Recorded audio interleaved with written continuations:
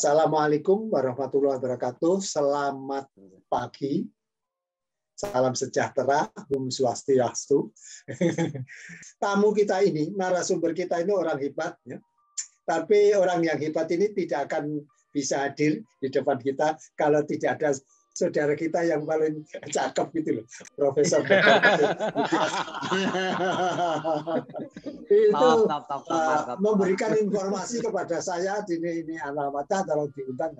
Ini berkat jasa beliau ini Bapak Dr. I Gusti Made Sanjaya MSI ya.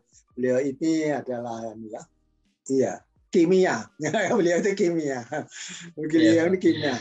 S1-nya ini kayaknya bersama Pak Ketut ini. Duluan saya setahun, Pak. Oh, duluan Pak kimianya sama-sama kimia dengan Pak Ketut. Oh iya.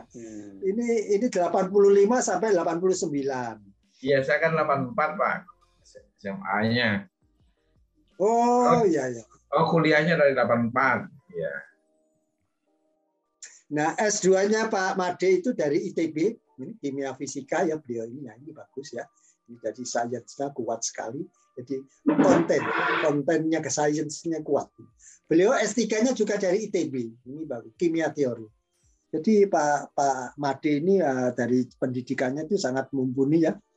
Antara background pendidikannya dari S1 ke background sains teknologinya ada dilengkapi dengan dari ITB. Ini hasil penelitian 5 tahun terakhir ini, menarik ini. Yang 2000 kalau saya ambil dari yang 20 ya. Tahun 20. Ya. Pengembangan ekstrak dan sirup Yakult. Penelitian dasar unggulan ini. Ini bagus untuk kesehatan dan Kemudian yang tahun 20 juga, jadi dari tahun 20 melakukan 2 ya, nanoteknologi ekstrak. Yes, beras hitam sebagai anti diabetes. Diabetes mellitus. Tapi penelitiannya Pak Made bagus sekali, ini menarik, bukan hanya background secara pendidikannya tetapi secara teknologi ini luar biasa. Sebenarnya kan ini jadi perhitungan dan kalau difasilitasi dan kerjasama dengan perusahaan ya sebetulnya kan yang diharapkan itu kita itu kalau meneliti itu aplikasinya jadi di perusahaan. Produksi industri pada dalam industri. Nah, yang tahun 19 ini 1, 2, 3. Nah, ini tahun 22 ya, tahun 19, 20, 19 ini 3 penelitian. Yang pendidikan pengembangan perangkat pembelajaran mata kuliah kajian sains kimia 3 menggunakan model pembelajaran kooperatif pada materi stereokimia. Nah, bagus. Ini sudah mulai pelacakan lulusan tracer, pemanfaatan YES lagi sama dengan sebelumnya YES ya juga. Perbedaan karakter fisikologi kimia ekstrak berbatang merah. Kemudian kalau kita lihat pengalaman pengabdian masyarakat, itu juga pelatihan pembuatan pewarna batik. Ini sudah memberikan pelatihan ini bagus. Jadi ilmunya Pak Made ini tidak disimpan sendiri, teman-teman. Ini sudah mau masyarakat ini memberikan pelatihan. Kemudian tahun 18 pelatihan lagi penggunaan laboratorium virtual bagi guru SMA di Kabupaten Kediri ya. Jadi dari Surabaya lah beri ke Kediri bagus lah.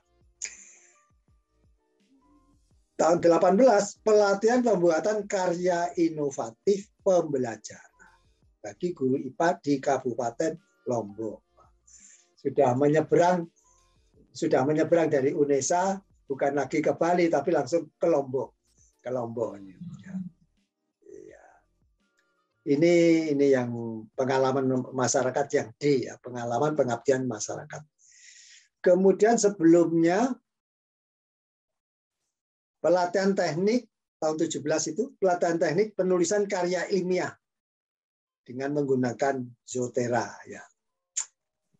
Ini bagus sekali juga. Pelatihan lagi pembuatan sabun cair. Pelatihan pembuatan sabun cair di Muncar Banyuwangi. Ini keliling ini, Pak Ketut. Teman-teman kita ini kayak kalau pengabdian masyarakat jangan sekitar Jabodetabek dong. Seperti ini Pak Made ini. Pak Made ini jauh loh, bukan kabupaten atau sekitarnya saja, tapi betul-betul jauh ini. Ini sudah ke pulau sampai ke Pulau Lombok ya, Pulau Lombok ini bagus lah. Dan kadang-kadang ini lagi pelatihan pembuatan sabun cair ya di Muncar Banyuwangi itu kan jauh dari Surabaya. Padahal dananya cuma kecil, 7,5 juta. Ini pengabdiannya luar biasa Pak Made. Tapi ya, sudahlah. Kita tadi sudah membicarakan pendidikan Bapak dari S1 di UNJ, jadi sama dengan Pak Ketut. Jadi, tapi kedua S2 dan ke S3-nya ada di ITB dengan lebih banyak ilmu murninya. Karena ini Bapak sebagai pendidikan sains dengan background pendidik, ya, dengan ilmu yang cukup dalam, ya, ilmu yang dalam, dan produk-produk penelitian. Penelitiannya Pak Made Sanjaya ini luar biasa. Lebih pas Bapak itu sebagai mirip penelitinya production industry. Jadi hasil penelitian Bapak itu mestinya disalurkan kepada industri ini untuk dibuat produk-produk yang lebih bagus lagi.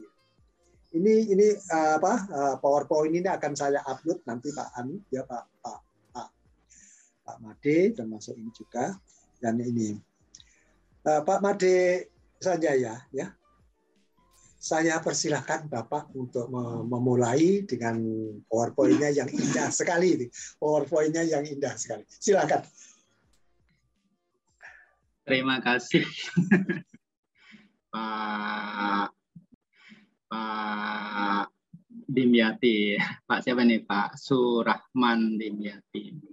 Iya. Dan teman-teman sekalian, malam ini saya diberi berkaitan dengan pendidikan sains. Saya tidak mengambil sainsnya secara murni, tetapi saya ambil pendidikan sains karena ini berhubungan dengan saya mengajar di daerah yang notabene isinya adalah LPTK, Lembaga Pendidikan Tenaga Kependidikan, begitu ya.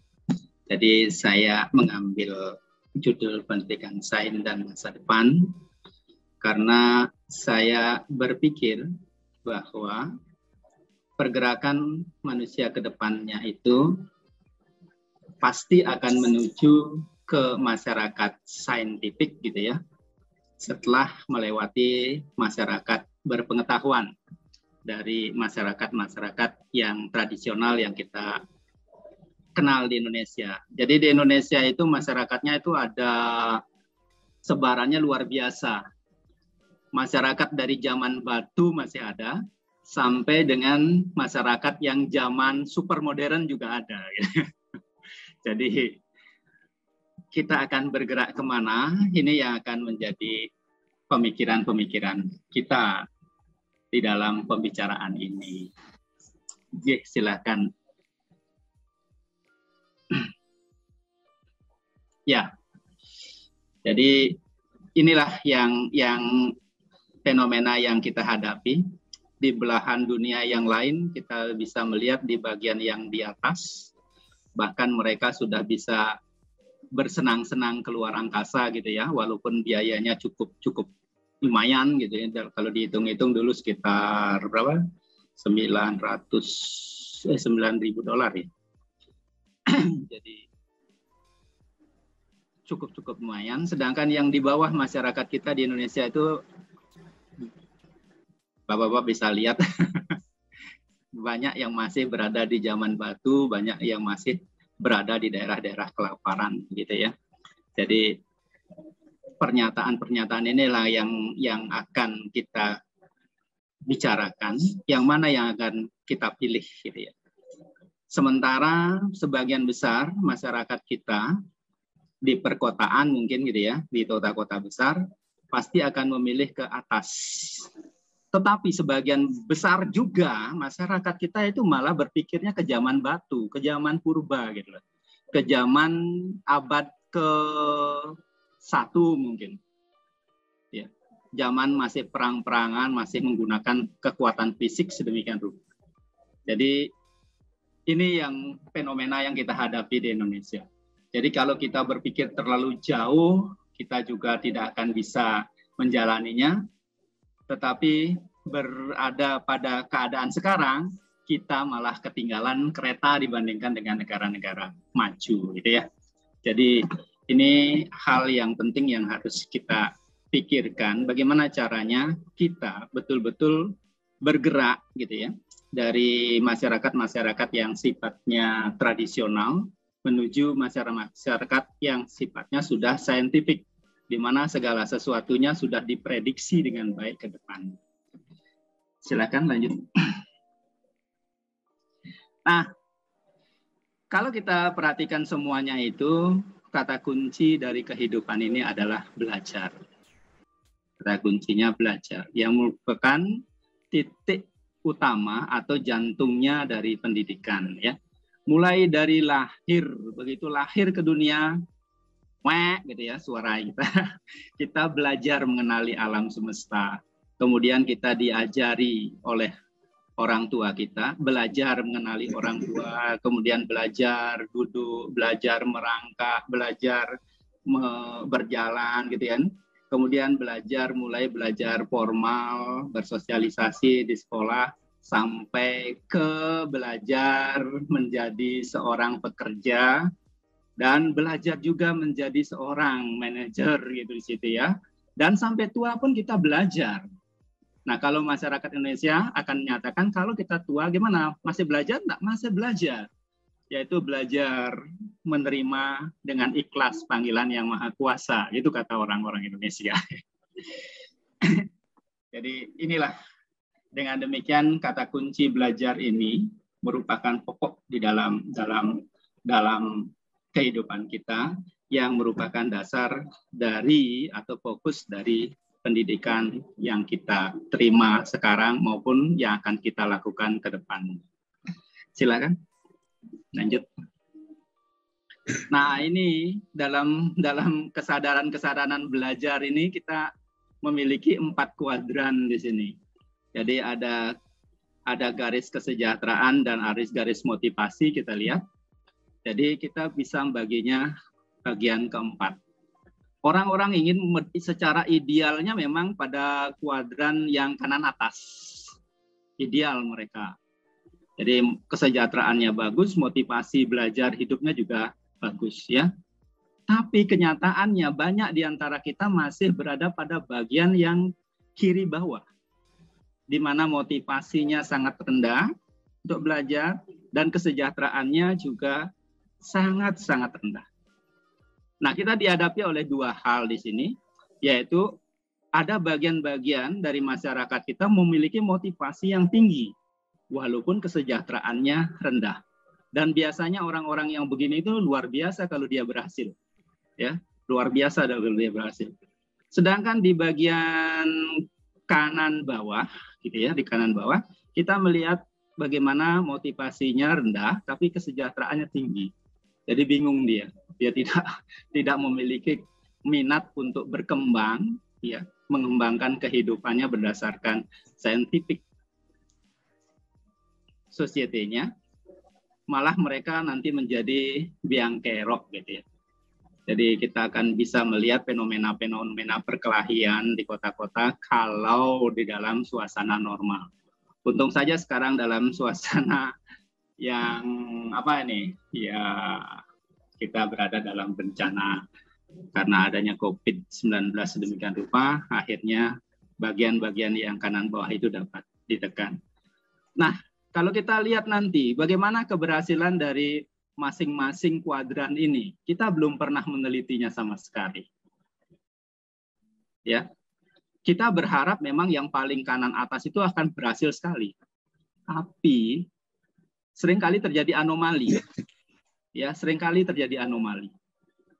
Bisa saja kanan bawah bisa menjadi luar biasa, atau malah ya.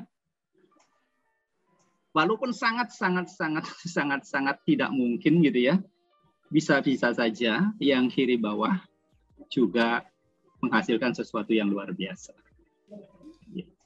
Jadi penelitian ke arah ini belum ada. Jadi hubungan antara keberhasilan mereka dengan motivasi dan kesejahteraan. Tapi secara umum kita akan bisa memandangnya bahwa yang lebih baik memang berada pada bagian kuadran kanan atas. Begitu. Silakan lanjutkan. Ya, jadi untuk hal ini memang kita harus bagaimana caranya kita membangkitkan minat dan membangkitkan motivasi dari masyarakat kita untuk berubah melalui belajar itu sendiri, melalui pendidikan itu sendiri, berubah dari kehidupan yang mereka hadapi sekarang, yang kita katakan sebagai kehidupan tradisional, menuju betul-betul kehidupan yang sifatnya saintifik, di mana setidak-tidaknya mereka maju satu langkah, yaitu masyarakat yang berpengetahuan lah, begitu ya. Jadi ini menjadi suatu, kalau dikatakan proyek, ya menyatakan sebagai suatu proyek besar sebenarnya. Tapi ya kadang-kadang kita tidak menyadari hal itu. Dan kita berharap itu jalannya secara alami saja. Nah, kita terjebak di sini. Karena bagaimanapun negara-negara maju sudah lari, kita tetap jalan di tempat. Akhirnya jarak semakin jauh. Sekarang saja kita sudah berada sekitar 150 sampai 250 bedanya dengan negara maju. Ya. 150 tahun sampai 250 tahun dari negara maju. Nah, ini kalau kita tetap berjalan sedemikian rupa, ya sudah, kita pasti akan gagal. Silakan lanjutkan. Nah, di sini bagaimana caranya meningkatkan minat dan motivasi itu? Kalau kita selalu berteori tentang pembelajaran yang kita ambil sampai sekarang di Indonesia ini, ya, rata-rata kita menggunakan teori-teori yang menuju ke kebutuhan manusia bagian bawah, yaitu pemenuhan kebutuhan perut, gitu ya, atau kebutuhan Indonesia bagian tengah, di mana rasa kasih sayang, rasa cinta mencintai, gitu ya, yang diangkat. Ambil saja kita katakan teori behavioris misalkan, atau teori conditioning misalkan, ya, itu larinya sudah betul-betul ke masyarakat yang kelasnya bawah. Dan kalau kita lihat yang menjadi objek penelitiannya juga, ya boleh dikatakan kita tanda kutip ya, jadi kemanusiaannya masih rendah sekali. Jadi ini kita lihat. Kalau kita lihat dari teori konstruktivis dan lain-lain, kita masih berada pada bagian-bagian tengah dari kebutuhan manusia itu sendiri. Ya, sehingga kalau ini yang terjadi, maka kehidupan itu akan didominasi oleh kekuatan fisik dan ya larinya pada pelecehan, harassment atau pelecehan seksual lah, larinya semacam itu. Jadi ini yang harus kita tengarai. Seharusnya kita belajar ke depannya, kita mengarahkan teori-teori itu ke arah puncak dari kebutuhan manusia, di mana pada puncak itu dinyatakan manusia itu harus mengaktualisasi dirinya. Ya, jadi kalau bahasa Jawanya dinyatakan diwongke gitu ya. Jadi penghormatan kepada manusia itu kalau dia manusia itu memang betul-betul dimanusiakan. Nah, untuk itu apa yang terjadi? Orientasi pembelajaran memang harus berubah. Kalau dulu kita kebanyakan adalah konseptual sifatnya, jadi penekanan konsep gitu ya. Kita harus berubah betul-betul. Berubahnya kemana? Yaitu ke pengembangan inovasi. Jadi karya seseorang berdasarkan kreativitas dan inovasi seseorang itu menyebabkan dia akan dihargai oleh orang lain.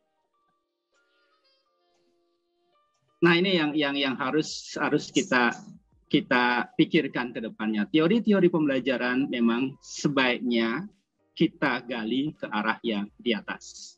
Dan di Indonesia teori-teori pembelajaran belum berkembang sama sekali, ya. Penelitian-penelitian terhadap pengembangan teori belum ada.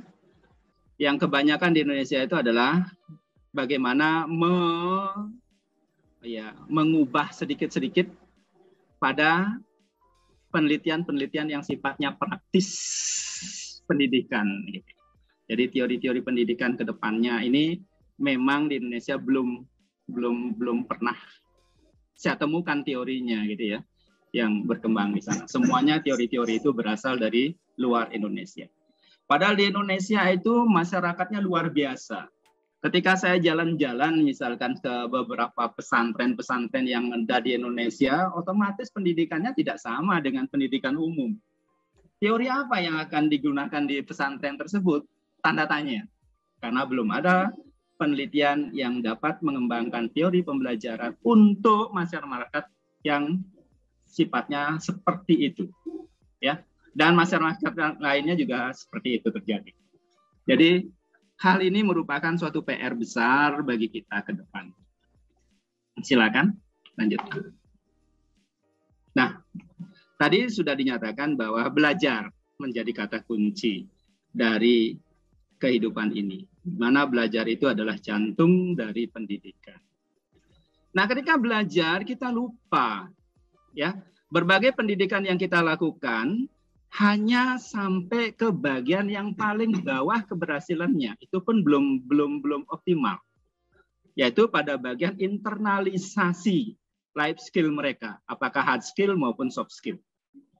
Baru internalisasi, belum masuk ke automasi, di mana autonomi menjadi basisnya. Jadi segala tingkah laku dalam perubahan tingkah laku mereka memang berasal dari dirinya orang itu, gitu. Ini belum terjadi, ya. Jadi ketika internalisasi ini pun belum sukses benar. Karena apa? Karena begitu mereka belajar, seringkali kita membelajarkan orang, belum pernah rasa keilmuannya muncul. Saya contohkan rasa keilmuan itu seperti ini. Jadi kalau dia sudah memiliki ilmu tertentu, begitu dia diberikan problem terhadap yang terkait dengan ilmunya, dia tidak pernah berpikir lagi, langsung tercetus begitu saja penyelesaiannya. Ya, jadi ini belum pernah tercapai di Indonesia yang saya katakan. Ya, kalau di luar saya belum tahu karena saya belum banyak berada di luar gitu ya. Jadi Indonesia belum. Ya, atau secara sederhananya begini, ketika dia berpikir diberikan problem yang terkait dengan apa yang telah dipelajarinya, dia masih berpikir lama begitu, berarti dia belum belajar sama sekali. Jadi dia belum berhasil dalam belajar. Ya. Saya katakan dia berhasil pada tahap pertama dari belajar itu adalah ketika rasa keilmuannya muncul. Ketika dia secara otomatis tanpa perlu berpikir apa-apa lagi, dia sudah dapat memberikan solusi terhadap problem yang terkait dengan apa yang telah dipelajari. Saya berikan contoh kepada mahasiswa saya beberapa kali gitu ya. Saya berikan contoh misalkan begini. Secara sederhana saya tanyakan mereka, 2 tambah 4 berapa? Langsung mereka jawab 6. 3 tambah 5 berapa? Langsung mereka jawab 8. Ini artinya apa? Oke, rasa keilmuannya sudah muncul di situ. Tapi ketika saya tanyakan berapa jumlah 1, 2, 3, 4, 5 kalau dijumlahkan semua. Mereka masih berpikir, masih ngitung-ngitung itu. Artinya apa? Artinya dia belum pernah belajar hal itu. Atau ketika belajarnya belum sampai dia betul-betul membuat itu sebagai rasa keilmuannya muncul. Kalau kita jumlahkan mungkin ya jumlahnya paling 15 gitu ya.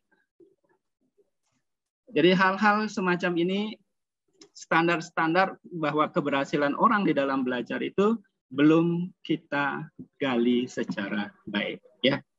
Kemudian kalau dia sudah terinternalisasi, namanya belajar, namanya pendidikan pasti mengubah orang dari belum dewasa menjadi dewasa. Artinya apa? Dewasa ini bukan berarti dewasa karena umur, tidak, maksud saya. tetapi dewasa secara keilmuan, dewasa secara kepribadian. Ya, orang dewasa cirinya adalah dia mampu menyelesaikan segala problem yang dihadapi secara mandiri, ya, atau secara berkolaborasi dengan lain, baik dalam bidang keilmuan maupun dalam bidang kepribadian. Ya, jadi nah, perubahan-perubahan dari keberhasilan-keberhasilan awal itu kalau belum muncul dari dirinya sendiri, itu berarti faktor eksternal masih keluar.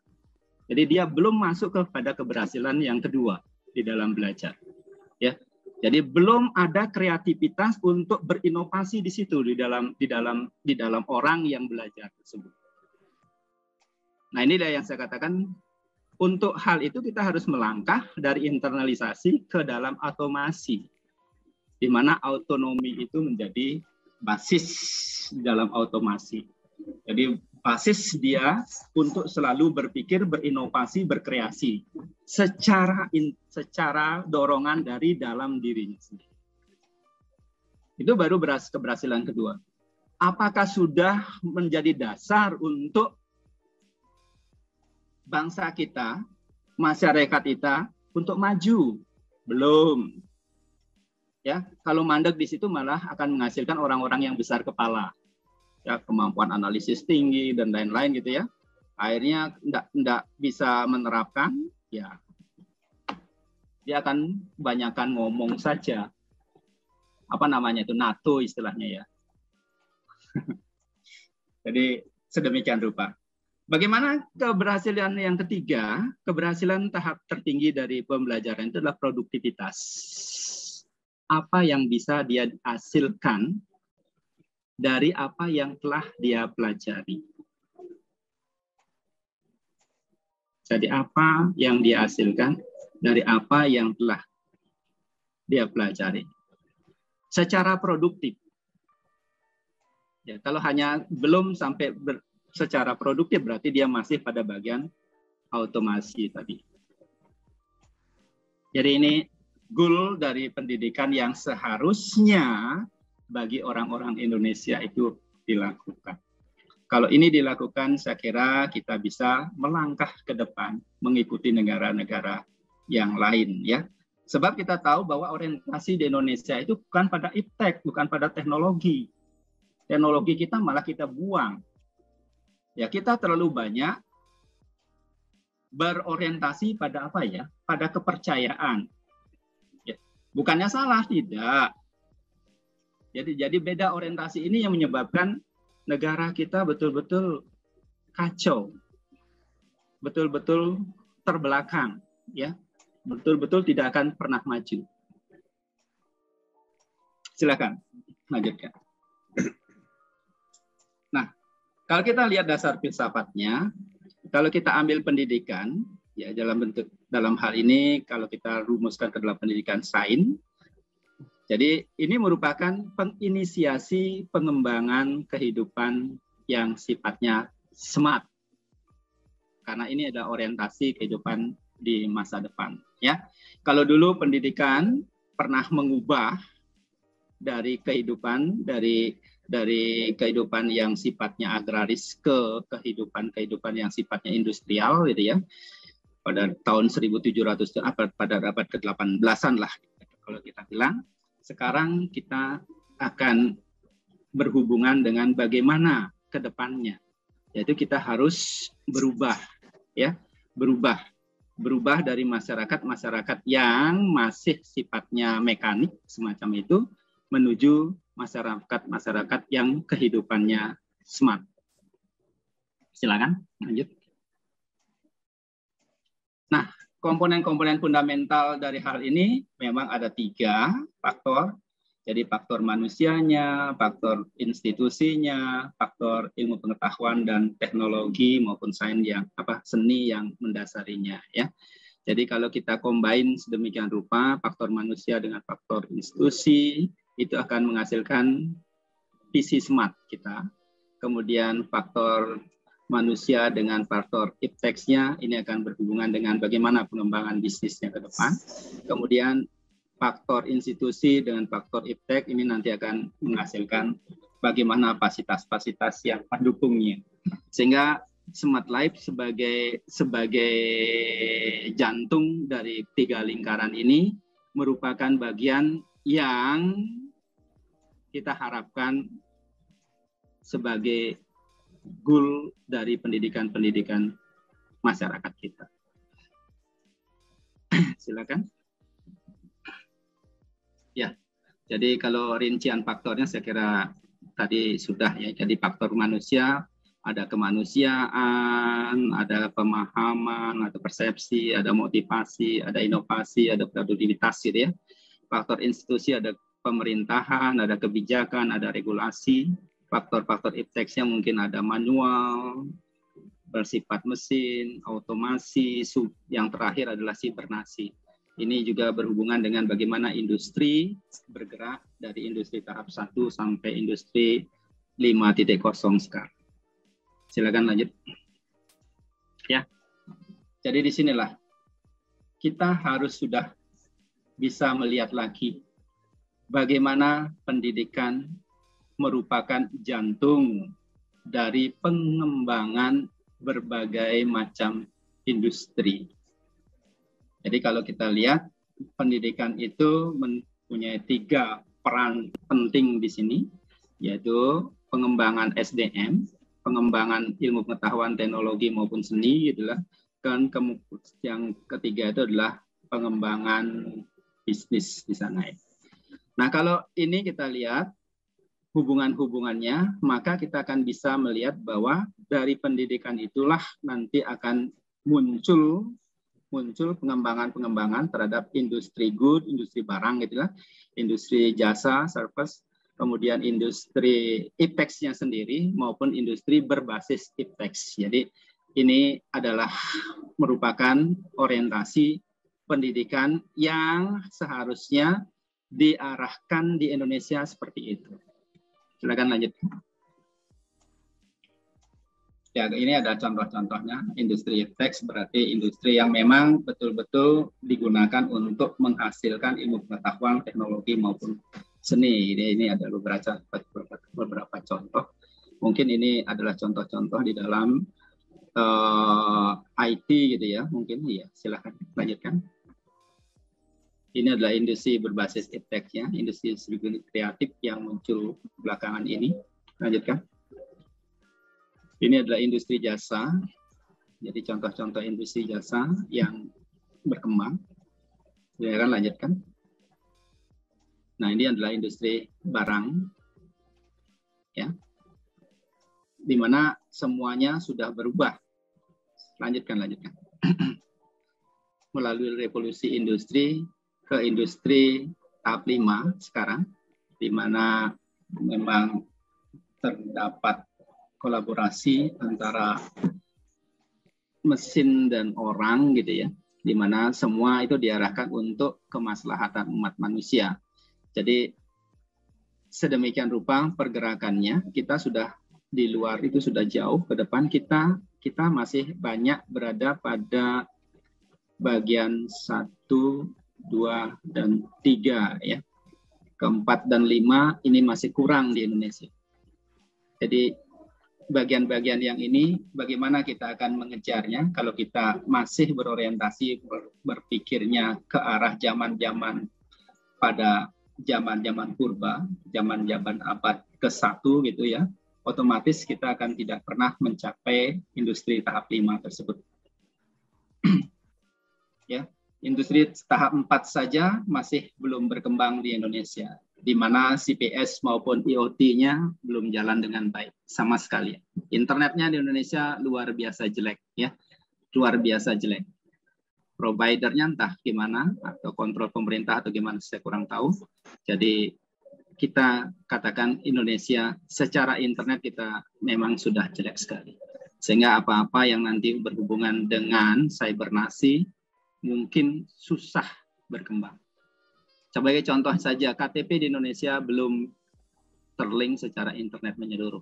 Ya, masih bagian-bagian manual, walaupun ada hubungan antar penggunaan internet, tapi masih sebatas kecamatan maupun kabupaten. belum secara nasional terkoordinasi dengan baik. Silakan lanjut. Nah, akar masalah ini yang harus kita selesaikan ya. Kita memang selalu menghadapi suatu gap di sini. Gap kita itu sangat luar biasa. Saya sudah katakan mungkin kita sudah ada 250 tahun tertinggal dibandingkan negara-negara yang sudah maju. Ya, bagaimana caranya? Kalau kita tetap jalan di tempat atau malah jalan pelan-pelan, pasti kita akan ketinggalan jauh. Kita harus siap menjadi seekor kodok yang harus bisa meloncat-loncat ke depan gitu ya. Sehingga beberapa langkah-langkah jalan itu bisa dilampaui. Mungkin ada satu terobosan-terobosan tertentu yang menyebabkan kita bisa berhadapan atau bersaing dengan negara-negara maju walaupun tidak bisa menyusulnya secara cepat. Ya. Jadi ini yang harus kita pikirkan. Pemikiran ini akan muncul karena kita sendiri, silakan lanjutkan, memiliki harapan. Jadi kita punya harapan. Selain itu juga kita punya rasa ingin tahu, ya, curiosity kita. Jadi yang kedua, silakan lanjut. Ya, jadi ini. Nah, dua hal ini merupakan satu hal yang luar biasa sebenarnya bagi kita. Tapi kedua hal ini belum pernah kita gali. Harusnya ini digali dari pendidikan dasar atau pendidikan prasekolah. Permasalahannya apa? Permasalahan utama dalam pendidikan kita itu adalah empati dalam pendidikan kita tidak ada. Empatinya hilang. Ya. Itu yang pertama. Yang kedua, ya metakognisi kita belum terbentuk dengan baik. Jadi masalah-masalah ini menjadi masalah-masalah utama kita yang harus kita hadapi di dalam dunia pendidikan. Silakan lanjut. Ya, karena dua hal yang tadi itu yang merupakan fungsi dari pikiran manusia inilah yang menghasilkan kemajuan-kemajuan, di mana orientasi hasil itu ada yang bersifat praktis, ada yang sifat teoritis, ya. Jadi yang bersifat praktis inilah yang telah menghasilkan sains terapan maupun teknologi, mulai mereka bagaimana mendapatkan hidup yang lebih mudah, mulai dari zaman batu bagaimana mereka menghitung sampai sekarang bagaimana virtualisasi sudah menjadi bagian penting dalam kehidupan. Ya, kemudian yang kedua itu adalah bersifat teoritis. Kita lanjutkan pada slide selanjutnya. Ya, jadi kalau kita lihat sifatnya teoritis, inilah yang nanti akan berhubungan dengan sains murni. Walaupun kehidupan kita banyak yang bersifat praktis begitu, tapi bagian-bagian yang sifat teoritis ini jangan sampai ditinggalkan. Jadi dalam kehidupan pendidikan, ya, dari tingkat dasar maupun tingkat yang lebih tinggi. Jadi dua hal ini harus betul-betul dibelajarkan dengan baik. Dengan syarat, nah ini yang terlupakan di dalam pembelajaran ya, bahwa sains itu memiliki bahasa. Kalau bahasa sains dulu adalah logika, di mana matematika dan statistika merupakan bahasa yang berkaitan dengan logika deduksi maupun induksi di situ. Nah, pada zaman sekarang, sains itu memiliki bahasa tambahan. Dan itu tidak bisa dilepaskan pada zaman ini, yaitu bahasa virtual. Jadi, tiga bahasa ini, saya katakan dua bahasa yang menjadi tiga bahasa tadi, ini harus betul-betul kita kuasai sebagai dasar, dan itu harusnya di universitas-universitas disiapkan, atau kalau bisa perlu malah pada pendidikan-pendidikan yang lebih rendah pun itu ditekankan, ya. Jadi semua ini kita arahkan pada bagian yang terakhir dari slide ini. Saya buatkan satu slide lagi, silakan Bapak. Ya, maunya dalam pemikiran saya, mungkin pemikiran saya, atau kalau Bapak-Bapak setuju, kita memang akan bergerak dari masyarakat yang zamannya masih masyarakat zaman batu begitu, menuju masyarakat yang smart, yang dimudahkan dengan bantuan berbagai macam produk-produk ilmu pengetahuan dan teknologi. Jadi ini wacana yang saya ajukan di dalam temu kita hari ini. Demikian, terima kasih. Terima kasih kepada Pak Made Sanjaya ya. Saya ini barangkali kita semua mengikuti presentasi beliau ini adalah betul-betul seorang pendidik yang melihat ke depan. Pendidik yang melihat ke depan dengan optimistis. Jadi apa yang disampaikan oleh Pak Made itu kalau saya lihat di PowerPoint tadi dari slide yang terakhir saja. Kita ini kan baru saja menggunakan apa yang disampaikan Pak Made. Slide-nya Pak Made yang terakhir, kita itu sampai bagaimana kita ini jagongan, katanya orang Jawa jagongan. Kita itu berdiskusi. Kita ini bagaimana saya di Amerika yang jauhnya itu di bawah kaki, di bawah bumi ya, di bawah buminya Indonesia kan saya di posisinya kalau dilihat dari bola bumi, dari bola bumi, saya ini ada di bawah ya. Bapak ada di atas kan. Nah, sekarang ini saya malah di sini saya kalau Bapak malam, saya pagi gitu. Saya pagi. Nah, ini luar biasa Pak Made, Bapak berpikiran ke depan dan tidak pesimis ya. Sudah tahu permasalahan itu sudah tahu. Kelemahan kita itu tahu. Tadi disebutkan bahwa ketika orang-orang Eropa, orang Amerika Jeff Bezos sudah piknik. Pikniknya itu di angkasa luar. Sekali piknik itu miliaran. Ya, miliaran rupiah yang harus mereka. Dan kita mikir-mikir boro-boro ya. Boro-boro itu bahasa saya Pak ya. Boro-boro mikirin jangan sampai ke sana. Kita ini mikirin sekolah anak-anak kita saja kadang-kadang nggak terpikirkan. Jadi jangan Bapak kantornya mewah, sekolahnya anak kita ini reot. Bisa terjadi. Ini bisa terjadi. Bahkan di koran-koran itu kadang-kadang muncul baru diresmikan sudah ambruk. Ya. Ini teknologi Indonesia itu kelas berapa? Padahal kan teknologi kan kita itu punya lulusan ITB, lulusan ITS, lulusan Gajah Mada itu kalau di dunia jadi perhitungan, Pak. Kalau di dunia jadi perhitungan, tapi kok ada sekolah roboh. Nah ini sudah bukan teknologi, tapi sudah ini ada di dada ini, ada di atas dada kita semua itu sesak. Dada kita itu semua sesak. Apa yang disampaikan oleh Pak Made Sanjaya ini luar biasa. Kita masih ada rasa optimisme bahwa ke depan kita ini akan bisa berada berdampingan dengan Amerika, dengan Jepang. Kita sesisi, bisa. Buktinya 20 tahun terakhir kalau Olimpiade Fisika kita kan selalu nyabet. Kimia kita selalu dapat, biologi kita selalu dapat. Dari apalagi yang geologi atau yang ekonomi. Malah juara Olimpiade ekonomi Indonesia yang selalu menyabet itu sekarang itu bekerja di Amsterdam.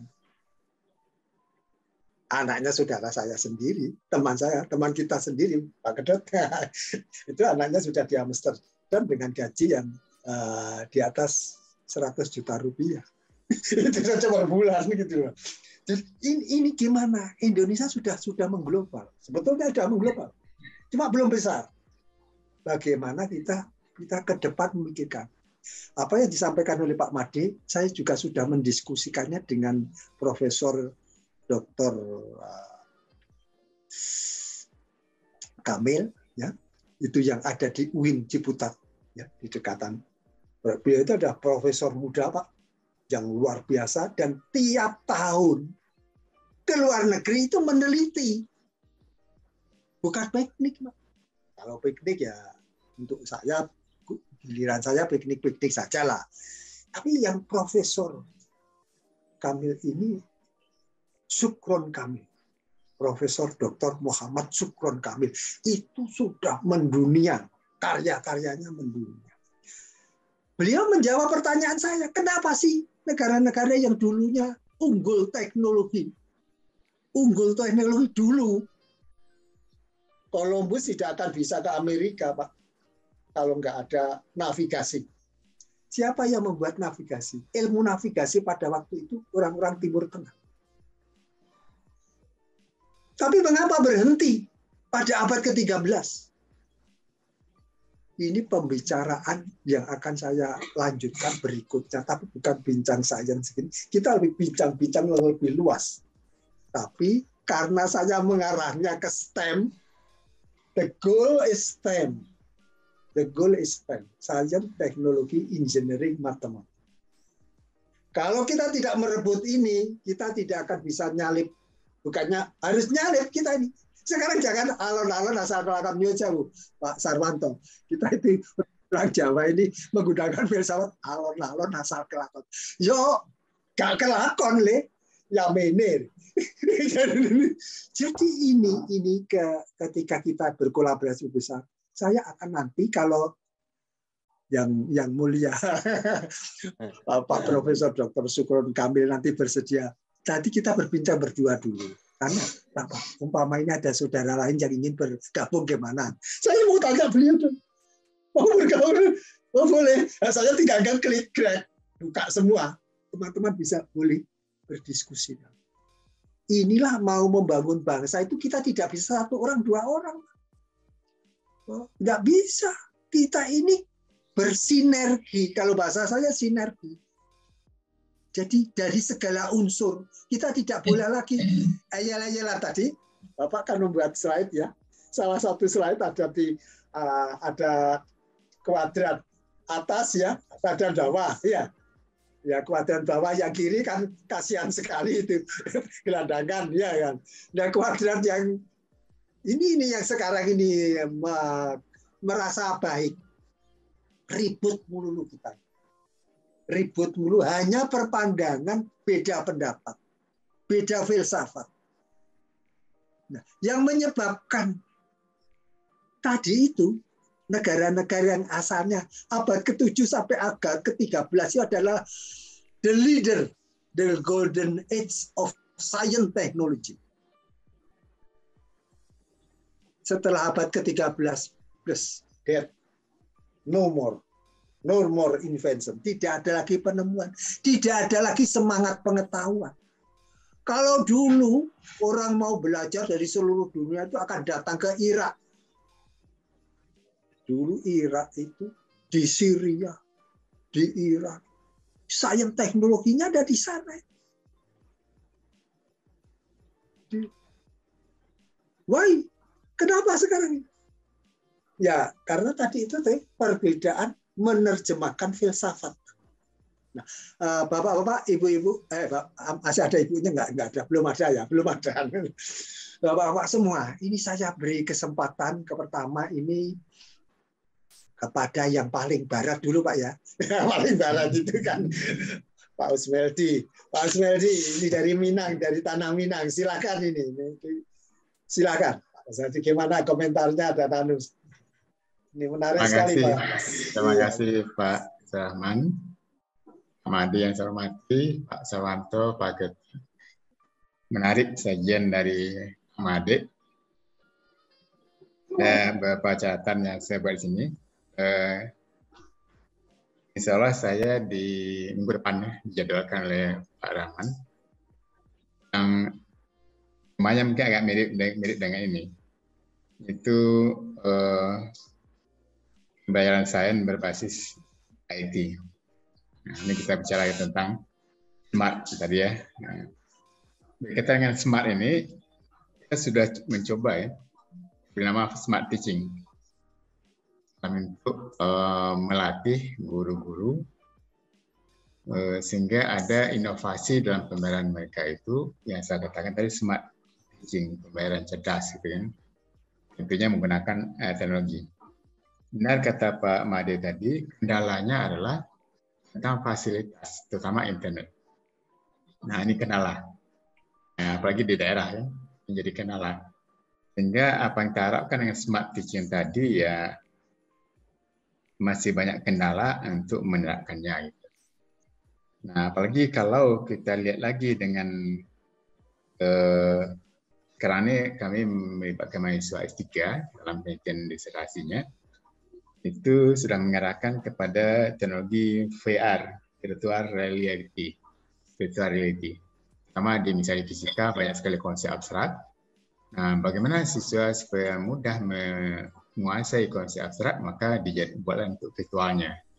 Nah, jadi sepertinya sudah mengkonkretkan konsep-konsep abstrak yang ada di fisika. Nah, ini sudah mulai. Kemudian juga itu sasaran nanti kepada AI ya, artificial intelligence, sasaran akhir itu ya, tapi mungkin masih jauh itu. Nah, kita melihat sekarang di bidang lain pun, contohnya di bidang kedokteran ya, nah orang sudah menggunakan smart hospital. Jadi misalnya ada pasien yang sakit jantung, telepon rumah sakitnya langsung datang ambulan dari rumah sakit itu dengan peralatan lengkap. Di situ sudah ada CCTV-nya, jadi mulai begitu naik pasien ke ambulan langsung ditangani oleh perawat di sana dan berkonsultasi langsung live dengan dokter ahlinya yang berada di rumah sakit, tidak perlu ke lokasi. Itu sekarang kembangkan di Smart Hospital. Nah, ada banyak di pendidikan atau yang tadi saya katakan Smart Teaching juga bisa sesungguhnya.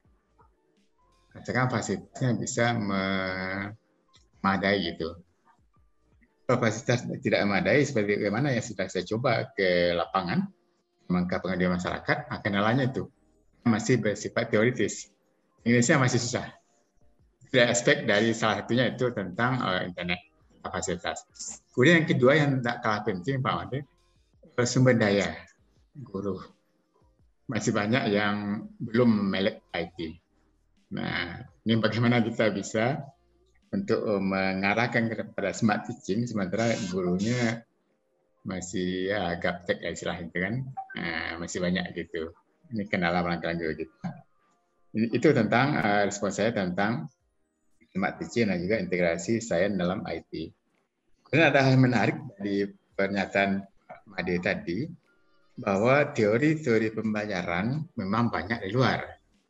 Mungkin sulit kita temukan ahli dari Indonesia yang menemukan teori-teori seperti Ausubel, itu kan, dan lain-lainnya itu biasa.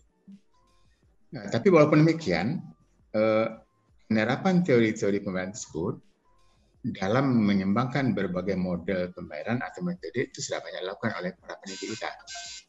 Juga sejak tahun 2011 meneliti dalam tanah penelitian DRPM pusat itu menerapkan berbagai teori-teori belajar dari ahli-ahli itu yang kita tuangkan dalam mengembangkan model pembayaran. Nah, jadi model-model pembayaran ini itulah yang diterapkan di sekolah. Nah, tapi terkendala juga kembali persoalan penerapan lapangan. Nah, kita melihat guru-guru kita, terutama guru-guru sains itu kan, lebih enak di zona nyaman itu. Nah, daripada berinovasi dalam pembayaran. Itu yang kita alami ya, begitu kita ke lapangan lebih senangnya gitu. Zaman dulu pokoknya nyaman itu. Nggak tahu mahasiswa kita ngajarnya gimana, nggak tahu ya.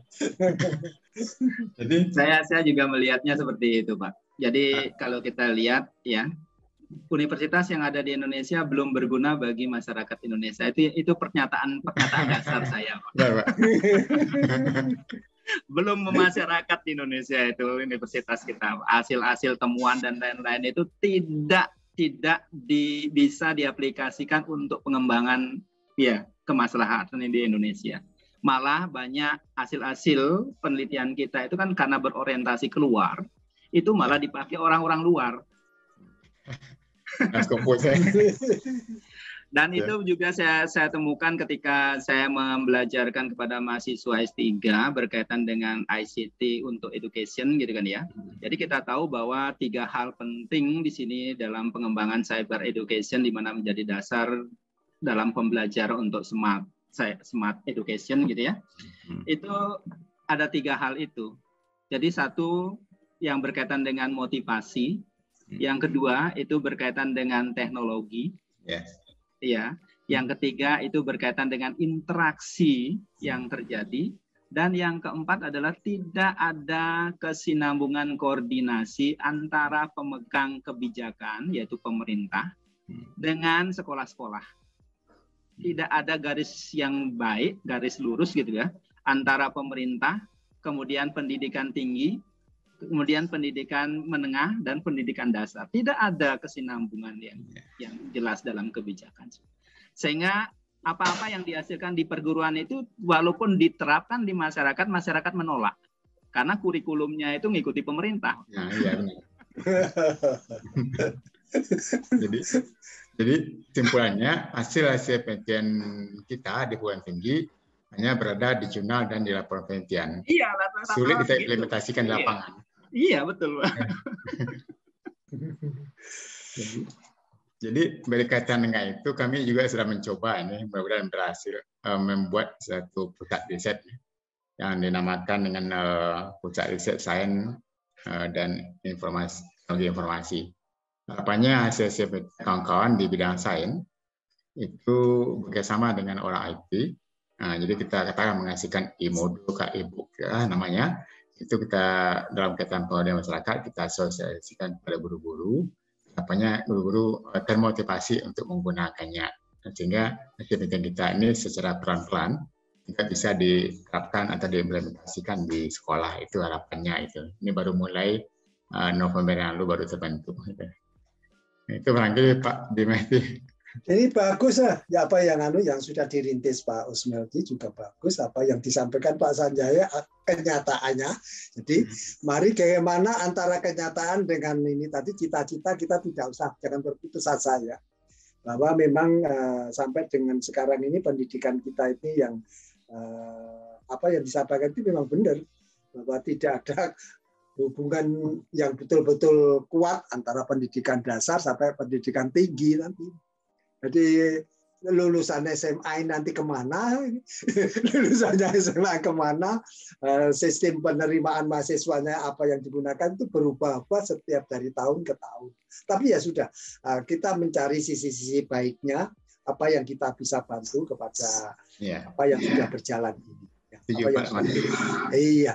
Nah, terima kasih Pak Usmeldi. Bagaimana kalau sekarang saya melanjutkan kepada mana ya? Pak Kedut. Ini kan dia itu orang UT itu gurunya paling banyak ya. Gurunya paling banyak. Tapi gimana mengajarnya itu bisa merubah Indonesia enggak ini nanti Pak Kedut? Gimana Pak? Silakan Pak Kedut. Ya baik, terima kasih Pak Surahman. Ini saya sengaja minta Pak Made supaya ikut bicara. Karena saya tahu dia cara berpikirnya kadang-kadang aneh menurut saya, tapi benar gitu deh. Benar, kenyataannya itu memang nggak nyambung. Jadi yang dikerjakan yang diteliti apa, tapi dibawa ke masyarakat nggak nyambung sama sekali. Betul Pak. Jadi kalau kita melihat tadi, mestinya kita nanti bisa memikirkan Pak, kalau dari slide-slide itu di kita itu memang benar dari mulai zaman baku itu masih ada gitu ya. Yang kayak yang di Rian itu dia masih mempertahankan tradisinya. Nggak hanya di Rian, mungkin hampir di banyak tempat ya. Kalau di ini kayak di suku Baduy, dia masih tetap mempertahankan tradisinya. Mungkin di Bali juga ya, sama ya di Bali juga sama lah. Tradisi-tradisi itu masih tetap dipertahankan. Termasuk juga di daerah-daerah Jawa Barat ini banyak Pak ya. Ada namanya Padepokan Cipta Gelar gitu ya. Jadi dia benar-benar taat banget dengan tradisinya sehingga kadang-kadang untuk menerima perkembangan teknologi itu nggak mau gitu ya gimana ya.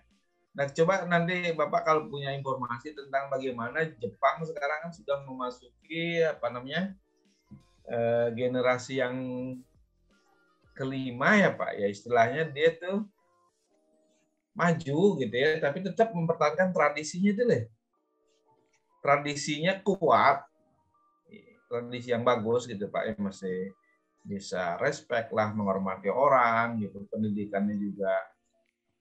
Kayaknya untuk pendidikan dasar mereka tuh tidak terlalu banyak pelajaran, Pak ya. Dia hanya mungkin lebih ke 3R aja. Jadi baca, tulis, hitung, tapi dia ditanamkan tuh sikap bagaimana menghormati orang, bagaimana bersikap yang positif lah itu Pak ya.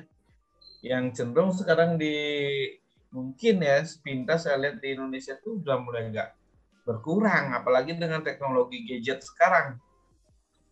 Anak-anak hampir sebagian besar waktunya megang gadget gitu Pak. Jadi sebenarnya mungkin dia pengetahuannya bisa banyak, tapi dia tidak bisa ini untuk life skill-nya itu kurang gitu loh Pak.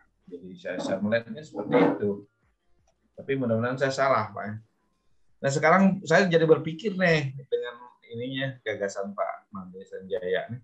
Teman saya nih Rade, saya panggil Rade, nama kecilnya Pak. Bagaimana caranya kita memikirkan, mungkin mengkaji, ya, bagaimana menyambungkan itu tadi ya, tradisinya biar tetap bagus gitu, tapi kemajuan teknologi juga tetap jalan gitu. Yang kita kalau di UT, benar kata Pak Surahman, kita di UT ini mendidik guru atau meng-create guru, baik terutama guru TK PAUD itu paling banyak dan tersebar di seluruh Indonesia. Nah, bagaimana caranya kalau bisa menjadikan ya mungkin yang kita diskusikan selama ini itu untuk bahan pengembangan ke depan, Pak. Jadi kita coba menyimbangkan ya teori-teori pembelajaran tadi yang seperti disebutkan itu, kita masih berkutat di apa namanya, kita pun juga masih berkutat di pemampatan apa teori-teori aja Pak. Kita hanya pengguna teori, kita belum bisa menciptakan teori-teori yang pas kira-kira untuk pembelajaran Indonesia. Kalau kita lihat Pak, sekarang kebijakan pemerintah itu harus kurikulum ini, termasuk yang terakhir ini. Tapi kalau kita lihat di proses pembelajaran di kelas, kan saya sering ke SD, Pak. Enggak. Guru-guru itu cenderung ya gini-gini kia, istilahnya gitu, tidak bergerak kemana-mana gitu. Ya Pak, kalau kita kaji, jadi saya terpikir nih, jadi paling enggak menginisiasi otak saya jadi biar berpikir, kalau nggak saya idle juga, diem aja gitu, manyun. Jadi tidak bergerak kemana-mana Pak gitu loh. Kreativitas kita tuh kayaknya gimana gitu. Enggak. Ya mungkin orang-orang juga mungkin merasa pada di zona nyaman, jadi nggak pernah berpikir jadinya gitu Pak. Jadi berpikirnya kurang gitu. Jadi dia sudah merasa diri melakukan sesuatu yang luar biasa gitu, tapi padahal enggak gitu. Gitu Pak. Jadi ya itu tadi saya setuju juga, kita kok kayaknya sepertinya ketinggalannya jauh banget gitu dengan jangankan Amerika lah, negara-negara tetangga kita ini jauh banget ya, Singapura, Malaysia gitu Pak. Mungkin itu ya. Jadi kita harus perlu juga memikirkan itu. Rasanya masih banyak yang perlu dipelajari dan dilakukan Pak. Saya kira demikian dulu Pak Surahman. Iya Pak Ketut, saya jadi tertarik apa yang Pak Ketut sampaikan itu. Jadi kayaknya kalau kita ini tidak menggabungkan ya antara etnoscience tadi, bahasa etnoscience, itu yang dimaksudkan kan etnoscience, kebijakan lokal, filosofi bangsa kita itu tidak jelek, itu benar ditinjau dari sains, pengetahuan benar, cuma penyampaiannya belum apa ya, belum bagus. Nah, saya menawarkan jasa. Menawarkan jasa. Kalau ada ide-ide dan ditulis, walaupun dalam bentuk draft, saya mau publish. Jadi, saya mau publish. Walaupun publishnya itu dalam bentuk internet saya upload. Jadi nggak apa-apa. Ini Pak Sarwanto, teman-temannya Pak Sarwanto, itu sudah saya silahkan kalau mau diupload di website saya. Jadi bukunya apa, harganya berapa, kalau beli berapa, kemana arahnya. Bahkan saya tawarin, kalau masih nggak laku, beri kesempatan saya yang menjualkan. Jadi saya sudah membuat banyak, tim saya itu kan ada ahli bisnis. Mas Didin itu masternya bisnis itu. Walaupun dia itu ahli IT, sekalipun ahli IT juga master IT, sekalipun master bisnis, double major. Sekarang dia lagi melanjutkan lagi untuk jadi lebih tinggi lagi IT.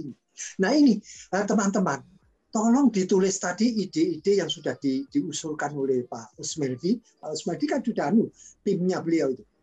Ya kalau ada karya-karya tulis dan itu tidak boleh di-share. Ya, boleh di-share untuk teman-teman. Bisa dong dikirimkan ke saya upload. Kemudian saya bagi ke semua. Ini sains ini yang bincang sains. Jadi nanti akan kita share. Termasuk tadi Pak Ketut kan menyinggung mulai pendidikan di TK, SD. Ya. Gimana guru TK dan SD itu bisa merubah anak-anak? Bukan hanya sains ininya, enggak. Tata keramanya itu. Ya, sekarang banyak anak-anak yang kurang ajar. Kalau bahasanya orang itu sudah enggak ada unggah-ungguhnya. Enggak ada tata keramanya, tidak ada. Padahal itu ajaran estetika, ajaran kejujuran, kejujuran. Menghormati orang tua, menghormati orang yang lain. Jadi orang yang dihormati itu jangan hanya kadang-kadang orang lain itu orang yang tidak kenal, orang yang kita perlu bantuan, kita bantu. Jadi kita itu ajaran seperti itu bagaimana? Mari kita ajarkan, mari kita tuliskan. Ya, mari kita nanti setelah ditulis, sudahlah kita tidak ada tim ini layak di upload, ini enggak ada, semuanya layak. Wong ini profesor dokter semua. Bapak-bapak itu kan dosen itu bahasa Amerikanya itu profesor.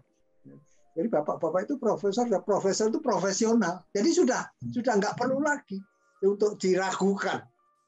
Ini loh hati. Kalau dulu ada istilah saya sampai menemukan apa bedanya ini. Saya menemukan namanya ada disebut oleh Pak Sanjaya, Pak Madi, pondok pesantren. Salah satu keunggulan pendidikan pondok pesantren itu satu ya. Saya sudah menemukan juga. Bahasanya itu ikhlas. Nah, itu bahasa ikhlas itu sulit. Karena keikhlasan seorang guru kepada murid. Jadi bagaimana kita ini, dosen-dosen itu ikhlas kepada mahasiswanya. Bagaimana guru-guru ikhlas kepada murid-muridnya. Bagaimana kita itu ikhlas memberikan pengetahuan kepada bangsa kita. Ikhlas itu dari hati. Ingin merubah. Betul-betul merubah dari kita yang ketinggalan sekarang ini.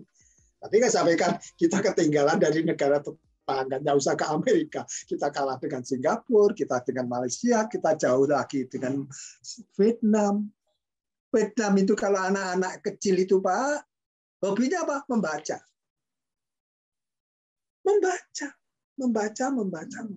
Terus akhirnya ilmunya bagus, sains teknologi mereka rebut. Nah, ini sambil saya beri kesempatan ini Pak Sarwanto. Ini beliau itu banyak idenya, banyak filsafatnya. Dan saya yang senang itu Pak, hidupnya itu. Kan. Ini ya Pak, sinden ya. Terima kasih Pak Sarwanto. Ya, terima kasih. Suara saya bisa didengar ya, Pak. Termati ini Pak Surahman, Pak Usmeldi, Pak Ketut, dan tidak lupa ini Pak Made Sanjaya ya. Sangat menarik sekali tadi apa yang disajikan oleh Pak Made Sanjaya dan menggugah pemikiran saya bagaimana sains ke depan ya untuk bangsa Indonesia ini. Namun demikian beberapa hal ini juga menjadi apa ya namanya pemikiran saya juga yang kaitannya dengan yang tadi yang disampaikan oleh Pak Made Sanjaya tadi tentang kebijakan, gitu ya, kebijakan, ketidaksinambungan, ketidaksinkronan antara kebijakan satu dengan kebijakan yang lain, dan seringkali ya karena terus terang ya di tempat kita itu lebih dominan dalam tanda petik aspek politis daripada aspek pedagogisnya gitu ya. Jadi pemikiran kemana sih kita akan membawa bangsa ini, itu yang seringkali ya tadi aspek kepentingan sesaat ini yang seringkali menggugurkan gitu. Sebagai contoh, ketika dulu ada beberapa kegiatan yang sudah dirancang, sebenarnya juga sudah cukup bagus ya, dengan dana yang besar. Tetapi dalam tanda petik investasi bidang pendidikan ini kan tidak bisa dilihat seperti investasi membangun jalan tol yang bisa dilihat 1-2 tahun selesai kan, satu periode jabatan bisa dilihat hasilnya. Tetapi investasi dalam bidang pendidikan itu ya paling tidak itu 20 tahun, 25 tahun, cepat-cepatnya itu 15 tahun lah itu baru dilihat hasilnya. Dulu ada MEKIP yang apa namanya, upaya untuk peningkatan kualitas pembelajaran matematika. Ada yang kaitannya SEKIP, peningkatan kualitas pembelajaran sains gitu. Yang dilatih cukup banyak dan hasilnya artinya karakter itu dibangun dari situ.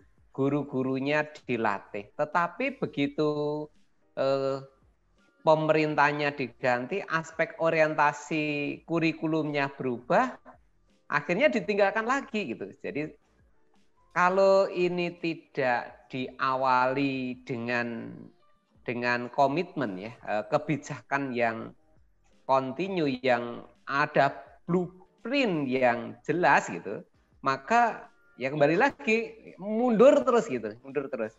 Sama juga dengan bagaimana kalau tadi Pak Ketut sebagai pencetak guru terbanyak di Indonesia gitu ya.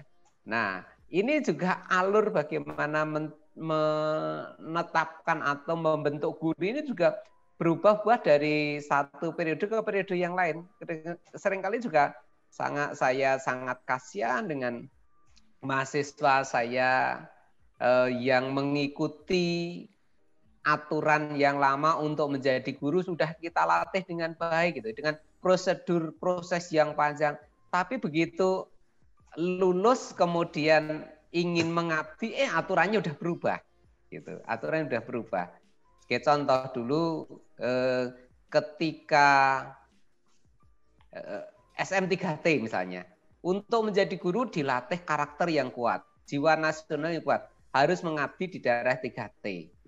Begitu lulus dari 3T harus di sana 1 tahun, kemudian mendapatkan pembelajaran, harus kembali ke kampus untuk mendapatkan pembelajaran bagaimana mengajar yang baik, membuat perangkat pembelajaran yang baik, berlatih menyampaikan pembelajaran dengan baik. Begitu lulus, aturannya sudah berubah. Jadi tidak lagi ini cukup bermanfaat bagi dia untuk mengabdi gitu. Nah ini kan hal yang seperti ini menurut saya perlu. Jadi memang betul tadi satu sisi teori betul, tetapi implementasinya ke lapangan tadi ya Pak Made, ini seringkali nggak kena karena memang syarat dari kebijakan, aspek politis. Bahkan sekarang ini pun saya cukup terkejut ya, baru 1 tahun SNP Standar Nasional Pendidikan itu dibuat di Peraturan Pemerintah Nomor 57 Tahun 2021. Tahun 2022 ini sudah diubah lagi. Ada perubahan terhadap SNP, Standar Nasional Pendidikan. Hanya dengan kata-kata beberapa kalimat yang sebenarnya kalau di perguruan tinggi sih ini sudah terintegrasi dengan Standar Nasional Pendidikan. Tetapi nampaknya kurang mantap kalau tidak ada terminologi simbol-simbol tertentu itu loh ya, yang seringkali ini gini saja menjadi permasalahan gitu. Malah yang lebih pokok ya tadi bagaimana kita menyiapkan menyiapkan pembelajarannya, menyiapkan, ya ini konsisten untuk diterapkan ya. Ada blueprint yang harus ditaati lah. Blueprint yang harus ditaati ini kan nampaknya ini saja ya. Apakah ini belum? Kalau dibuat sebenarnya sudah dibuat. Tetapi ketika sudah beralih tangan dari satu dalam tanda petik penguasa ke penguasa berikutnya, ini seolah-olah nggak pernah ada itu cerita yang blueprint itu pernah dibuat. Padahal blueprint sebelumnya itu sebenarnya sudah cukup baik. Menurut saya begitu. Terima kasih itu Pak Surahman Diriyati. Ya, saya lihat itu basis evaluasi, basis datanya itu tidak ada ya dalam pengembangan kebijakan yang ada. Yang jelas itu kebanyakan basisnya kebatinan.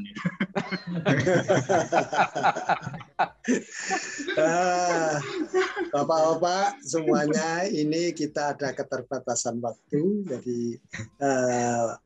kita dari gangguan teknis sedikit, tapi pada akhirnya kita berkumpul, ya walaupun bang kelihatannya ini cuma 6 orang ini ya. Yang kelihatan di layar kan 5 ini ya, 5, tapi sebetulnya 6 dengan Mas Didin di sebelah sana. Kita ini 6 orang hari ini itu cukup bagus.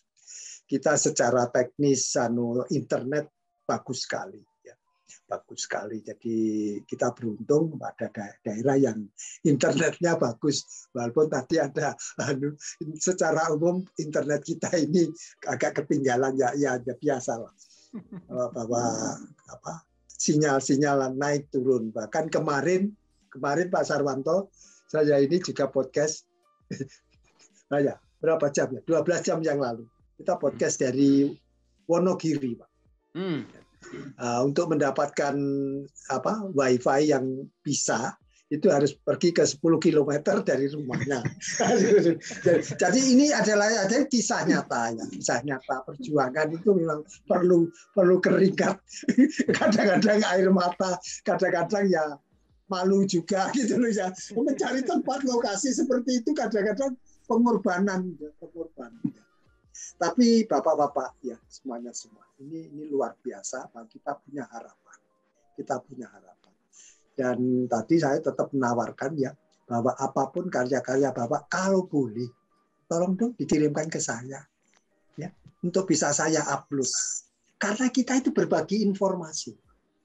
Jadi kalau PowerPoint-nya bawa dan suatu ketika saya upload ya nyuwun sewu sudah minta izin saya. ini bagus lagi PowerPoint-nya Pak Made Sanjaya. Jadi bagus sekali untuk orang lain melihat. Ya, orang lain lihat. Jadi bukan hanya yang saya kirimin, tapi semua yang membuka di website itu bisa membaca, di-download. Bagus. Ini informasi tambahan, termasuk yang tadi yang dilakukan oleh Pak Usmeldi. Kalau boleh kami pun, kalau boleh dan tidak ada hal-hal yang privacy yang harus menganggar hak cipta dan lain. Hak cipta tetap saja pada penulisnya. Dan kalau toh mau diterbitkan, saya ini sudah runding-runding kebangan, anggaplah co-foundernya itu Mas Didin itu Master of Business, ahli IT itu beliau itu coba kita itu akan bergerak ke publishing. Kenapa? Saya modalnya satu, Bismillah dengan nama Tuhan. To go the goal. Saya bukan mencari untung. Saya tidak mencari untung. Saya sudah untung terus. Jadi sekarang ini saya ini untung karena jasa Republik Indonesia. Jadi nanti kalau Bapak itu berkenan, punya tulisan, punya karya, punya buku sekali. Mau diterbitkan, tidak dapat penerbit, silakan titipkan saya terbitkan. Mau dijual, saya akan jujur ke Google kalau Apple kamu sudah internasional nanti yang membeli mah. Dan nanti kalau perlu kita buat 2 versi bahasa Indonesia, versi Inggris. Ya, jadi nggak ada masalah sekarang. Kita banyak teman-teman yang ahli menerjemahkan bahasa Inggris. Jadi ini share, saya mau berbagi pengetahuan. Kita melihat ke depan Indonesia harus menang.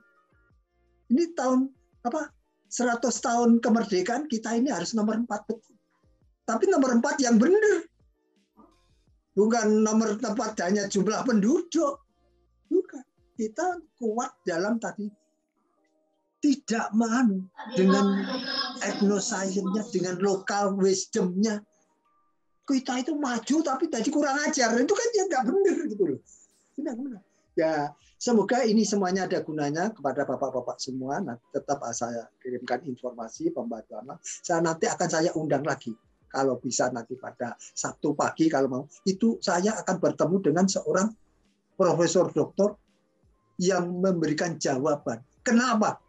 Abad ke-7 sampai ke abad ke-13 teknologi sains, teknologi itu kuat di daerah itu, terus mati. Setelah itu, nah ini jawabannya sudah ada. Kalau mau ikuti pada pertemuan kita pada bincang besok Sabtu minggu depan, Sabtu pagi Pak, tapi waktu Indonesia, Sabtu pagi waktu Indonesia bagian barat ya. Jadi jamnya tetap jam 8 sampai 9.30. Bapak-bapak, semoga pertemuan kita bermanfaat dan untuk kita masa depan Indonesia. Nah, sampai berjumpa lagi. Assalamualaikum warahmatullahi wabarakatuh. Salam sejahtera. Terima kasih Pak Surahman. Terima kasih Pak Surahman. Terima kasih Pak Surahman.